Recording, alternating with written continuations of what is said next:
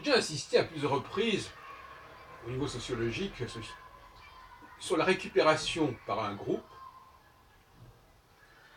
la récupération d'un projet par un groupe de gens très particuliers, très spécifiques. On voit une réunion, par exemple, qui s'ouvre à tout le monde, et on s'aperçoit qu'en fait, il a été instrumentalisé et récupéré par un groupe très particulier, très précis.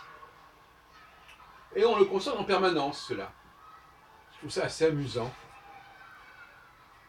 L'autre jour, par exemple, j'étais à une réunion juive un samedi soir, et bien, il n'y avait que des parents avec leurs enfants, en bas âge. C'était pas du tout indiqué, pas du tout précisé, mais il y avait une sorte de non-dit en allant de soi qui faisait que finalement, cette soirée était organisée pour ces gens-là. Mais ce n'était pas évidemment explicité. Prenons un autre cas concernant l'immigration juive en Israël. Quand on regarde le processus d'immigration en Israël depuis une trentaine d'années, on s'aperçoit qu'il n'y a que deux populations juives qui en ont profité, à 90%. Alors que c'était ouvert à tous les juifs. D'un côté, les Falachas, ces juifs éthiopiens, et de l'autre côté, les juifs de l'ex-Union soviétique. Ou même d'ailleurs, avant même la fin de avant même la fin de cette Union soviétique, à partir des années 70. Autrement dit, ça crée des déséquilibres. Moi, je sais qu'en 68, quand j'avais engagé un processus d'immigration en Israël, et j'avais notamment suivi l'Ulpan, les cours de formation à l'hébreu de l'université hébraïque, pendant l'été 68, on n'avait pas l'impression qu'il y avait une communauté particulière qui dominait.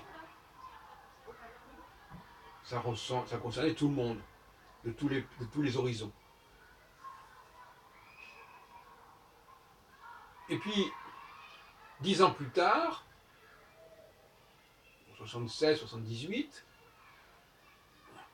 on ne pouvait que noter déjà une prédominance russe, qui n'a fait d'ailleurs que 10 ans ou 12 ans plus tard, après 89, que s'accentuer. Donc, finalement, on s'aperçoit que un projet d'intérêt général, en quelque sorte, se retrouve récupéré par des enjeux très particuliers, très spécifiques, qui ont leur valeur certainement, mais qui s'approprient le projet. Récupération, appropriation. J'ai déjà signalé bien des exemples de ce genre,